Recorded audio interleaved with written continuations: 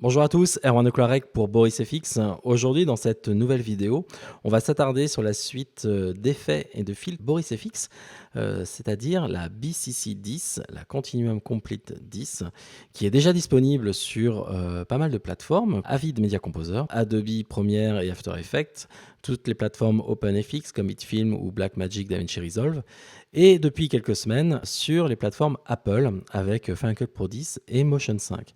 Donc cette nouvelle version est disponible maintenant depuis quelques semaines maintenant et dispose bien sûr des fameux filtres de la suite Boris FX, dont les derniers comme le Beauty Studio en fait, qui est l'outil de retouche beauté en fait pour vos personnes qui apparaissent à l'écran, donc comme on voit ici. Puis j'avais fait une vidéo, n'hésitez pas à aller la regarder.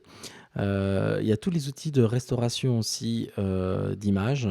D'ailleurs, on va en utiliser un dans cette vidéo. Et puis tous les nouveaux effets de lumière, les vidéos glitch, comme ce que vous voyez à l'écran, tout ce qui va être transition, accélération OpenGL avec l'OpenCL aussi, tout ce qui est carte graphique. Et puis pour cette version Apple, il y a des dizaines et des dizaines de templates qui vont être disponibles directement soit dans Motion, soit dans Final Cut Pro 10. Donc c'est assez intéressant. Chose importante, par rapport à cette première version, elle n'est pas complète par rapport aux versions Adobe et Media Composer pour le moment. Elle va s'enrichir dans les semaines qui viennent. D'autres effets qui n'ont pas pu être intégrés tout de suite. Donc il y a l'intégration de Mocha qui n'est pas présent encore dans cette première version. Cette version, ce qu'ils appellent la version initiale, comme vous pouvez marquer en rouge en bas de l'écran. Donc Mocha n'est pour l'instant pas intégré dans cette version de Apple. Et tout ce qui est lié au Title Studio, donc la boîte à outils pour faire de l'habillage graphique de texte en 2D et en 3D n'est pas encore disponible. Ça va arriver d'ici quelques semaines normalement. Voilà, donc précision, si vous vouliez l'intégration de Mocha, ben, c'est pas encore pour tout de suite. Ça va arriver et le BCC Title Studio devrait arriver aussi prochainement. Mais il n'y a pas eu de date annoncée. Donc, on va aller dans Final Cut Pro 10 du coup maintenant. Et puis, lorsque vous installez la suite de Boris FX, BCC 10, ben, vous allez avoir directement dans les effets des dizaines d'effets disponibles comme ceci. Vous voyez, mais pas que, parce que si vous allez dans les transitions, on va retrouver aussi, vous voyez, 120 transitions, 119 pour être précis, transitions directement dans votre navigateur d'effets. Vous allez retrouver aussi des textures, donc là on en a 29, voilà. Et d'ailleurs, vous retrouvez à l'intérieur des thèmes, vous voyez tous les thèmes, on retrouve tous les filtres, tout ce qui va être transition et autres, les presets qui vont être disponibles ici. Donc tous les effets, tous les filtres avec les presets, vous allez pouvoir les retrouver directement dans la catégorie thème ici. Donc ça peut être assez pratique pour certains effets, par exemple particle émetteur ou on va faire les prismes presets, voilà. Donc je pourrais appliquer, vous voyez, des filtres de ce genre sur mon image tout simplement. Donc on va revenir sur les effets et moi je vais m'attarder pour cette vidéo sur l'outil, sur la catégorie image restauration, parce que si on regarde ici ma vidéo, vous allez voir que je vais avoir j'ai un petit souci. J'ai filmé donc un ancien ordinateur qui s'appelle l'Amiga, avec son écran cathodique avec lequel il était livré. Et vous voyez, lorsqu'on allume et qu'on filme avec les nouvelles caméras ici, en fonction de votre shutter et autres, vous pouvez avoir plus ou moins de balayage et autres. Mais là, ce qui ne me gêne pas, c'est pas trop obligatoirement le balayage. À la rigueur, je voudrais le garder pour garder cet effet cathodique. Mais c'est surtout les effets de rémanence, en fait, de luminance ici, que l'on a sur le clavier. C'est très désagréable à la vue. Donc c'est ce qu'on appelle en fait les effets de flicker, c'est-à-dire des effets de pompage, de va-et-vient de la luminance ici, qui sont assez désagréables à l'œil et qu'on peut retrouver dans différentes situations. Par exemple, lorsqu'on fait des ralentis d'athlètes dans un stade, ou même si vous faites des ralentis chez vous. Si vous avez des néons, par exemple, souvent on va avoir cet effet un petit peu de pompage de lumière. Donc on va retrouver ces paramètres et c'est assez compliqué à corriger manuellement. Donc c'est pour ça que je vais vous montrer un outil qui est assez fantastique dans la suite. Donc je vais juste taper dans la catégorie image restauration ici Flickr, tout simplement, pour voir ce qu'il me propose. Et il me propose en fait 4 filtres.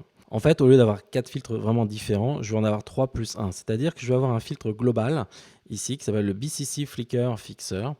Et les autres filtres, en fait, ce sont les méthodologies d'analyse pour contrer en fait les effets de rémanence. En fait, je vais avoir deux types d'analyse, d'algorithmes. Soit un algorithme qui va analyser toute l'image, c'est-à-dire qu'il va corriger en fait des flickers qui s'appliquent sur l'ensemble de l'image. Si vous êtes dans un stade et justement que vous faites des ralentis, lorsque vous avez filmé votre personnage, avec l'éclairage du stade, l'effet de flicker va apparaître sur toute l'image. Donc dans ce cas-là, vous allez prendre le frame analysis ou la méthode frame analysis, c'est-à-dire qu'il va compenser les effets de luminance sur l'ensemble de l'image. Alors que, comme par exemple ici dans mon exemple que j'ai ici dans la timeline, vous voyez qu'en fait l'effet de rémanence s'applique uniquement sur l'écran à la rigueur et sur le clavier, sur les bords de l'écran ici. Il n'est pas sur la table, il n'est pas sur le côté de l'écran qui est ici. Donc si j'applique le frame analysis, il va compenser en fait les rémanences sur les éléments qui ne sont pas affectés par cet élément-là. Donc du coup, je vais plus utiliser ce qu'on appelle le temporal RGB ou le temporal YC, c'est-à-dire que ce sont des analyses, en fait un algorithme qui va travailler en local sur le pixel et qui va analyser chaque pixel pour voir quelles sont les variations de luminosité et faire une moyenne globale pour pas que ce soit que ça papillote pas dans tous les sens. Alors pour cela, je pourrais utiliser directement l'un ou l'autre sur le film, mais je vais utiliser le filtre principal en fait qui est le BCC Flickr Fixer parce que lui va disposer de paramètres en plus qui peuvent être assez utiles. Je vais utiliser juste ici l'inspecteur. On va baisser un petit peu les valeurs pour mieux voir mon image qui est dessus. Alors déjà par défaut, lorsque vous appliquez votre filtre, lui, il va utiliser une méthodologie. Vous voyez, j'ai la barre orange qui apparaît ici. Et par défaut, si on regarde dans l'inspecteur, vous voyez que la méthode utilisée est le frame analysis. Donc on ne va pas utiliser l'analyse à l'image, mais plutôt une version un peu plus locale au pixel. Alors vous avez deux choix, soit le temporal smooth RGB, soit la version YCC. Donc soit vous travaillez au niveau de la couleur, ou bien vraiment sur la luminance ici. Globalement, les deux algorithmes sont très très proches. Donc si vous avez vraiment aucune couleur et que c'est vraiment de la lumière blanche, n'hésitez pas à utiliser le YCC. Là, moi, j'ai plutôt des dominantes jaunes et autres. Je vais plutôt utiliser le RGB. Mais honnêtement, les deux sont vraiment très très proches dessus. Une fois que vous choisissez la méthode, en fait, l'analyse se fait automatiquement. Et donc maintenant, je vais pouvoir lancer le play. Et là, vous pouvez constater maintenant que je n'ai plus d'effet de rémanence sur mon clavier. Et même sur l'écran ici, j'ai juste l'effet de balayage en fait qui apparaît dessus. Alors c'est difficile à comparer comme ça avant-après. Donc c'est pour ça que ce que j'aime bien dans les filtres BCC, c'est qu'on a le mode des petits paramètres ici qui vont permettre de comparer très rapidement vos plans. Au lieu de le faire manuellement ici en copiant votre calque, en le dupliquant, en faisant un crop, ainsi de suite. Là, je vais pouvoir directement choisir parmi les modes de comparaison, soit le mode side by side, donc ça c'est assez pratique, surtout que la version de droite ici, je vais pouvoir la déplacer, vous voyez, comme ceci, pour vraiment m'attarder sur l'effet à l'endroit auquel j'applique l'effet. Donc ça c'est plutôt pas mal. Sinon on a le mode comparaison, c'est-à-dire qu'il va comparer, alors là on voit pas très bien, mais je vais vous montrer après. À gauche, c'est sans l'effet. À droite, c'est avec l'effet, donc avant-après. Ensuite, on a la comparaison avec un calque qui est en dessous. Donc ça va être très pratique pour tout ce qui est image de référence. C'est-à-dire que vous mettez une image de référence en dessous de votre montage et vous pouvez comparer sans arrêt avec celui-là automatiquement. Voilà, compare with below. Là, vous voyez, je n'ai rien pour l'instant. Donc, il manque un calque. Et sinon, vous pouvez comparer avec un calque aussi directement. Donc, vous mettez rien dans la timeline.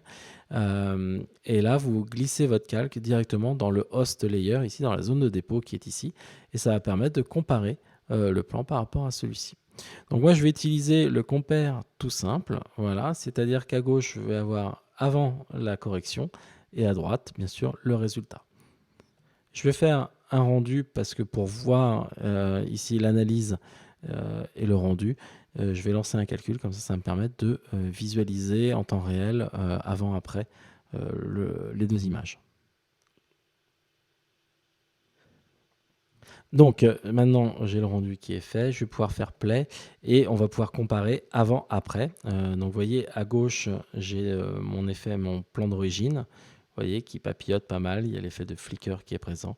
Et à droite je n'ai plus du tout ce problème-là, comme ceci. Donc ça c'est assez pratique de pouvoir comparer directement au sein de mon élément. Si je remets sur off, donc vous voyez, c'est assez magique. J'ai juste choisi le temporal smooth RGB. J'ai laissé les paramètres par défaut et généralement, cela marche plutôt bien. J'ai fait quelques tests sur différents plans, différents types de flicker et ça fonctionne plutôt bien par défaut.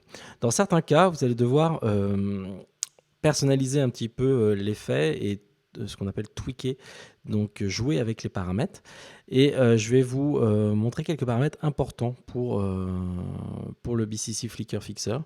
Donc le premier, c'est le time window. Le time window qui est juste en dessous la méthodologie d'analyse en fait du filtre. Le time window va vous permettre d'augmenter la fenêtre en fait d'analyse du plugin. C'est-à-dire que si vous avez un flicker, c'est-à-dire que la luminance apparaît, disparaît et revient en 10 images, vous voyez que là, je suis basé sur 5. Donc si c'est un flicker qui est très lent, n'hésitez pas à augmenter en fait la fenêtre de temps, donc le time window, qui est ici, afin d'avoir en fait toute cette variation de luminosité dans l'analyse. Sinon, vous n'aurez pas l'analyse complète et ça risque de faire des résultats qui sont pas très bons. Donc si ça, c'est vraiment dans le cas où vous avez un flicker qui est assez lent. À l'inverse, si vous avez un flicker qui est extrêmement rapide, vous voyez que le mien était assez rapide quand même ici, j'étais sur 1, vous pouvez utiliser la fonction smoothing. Alors smoothing, ça va permettre d'adoucir justement un petit peu plus les valeurs de luminosité, sachant que plus vous allez agrandir cette valeur, plus le temps de calcul va être plus long. D'ailleurs, en parlant de temps de calcul, le paramètre qui est juste au-dessus, Faster Analysis ici, est par défaut coché, c'est-à-dire que c'est une option qui va permettre de ne pas tenir compte régulièrement de toutes les données de l'analyse pour être plus rapide. Mais si vous voulez vraiment avoir l'analyse la plus complète possible, vous pouvez décocher en fait cet élément-là. Il va réaliser, mais du coup, ça va demander un peu plus de temps. Donc c'est vraiment en fonction de vos besoins. Moi, j'ai fait avec et sans, et globalement, la perception à l'œil des différences entre les deux sur mes exemples n'ont pas été flagrants. Peut-être que dans certains exemples, ça a marché beaucoup mieux. Ensuite, on peut limiter donc le sampling, c'est-à-dire limiter la fenêtre d'échantillonnage ici. Donc là, par rapport au niveau des pixels. Donc ça, vous allez pouvoir jouer aussi sur les valeurs d'échantillonnage, par exemple ici sur la luminance. Ou bien moi, j'aurais pu augmenter un petit peu le rouge et le vert ici, comme j'étais une image un peu plus jaune.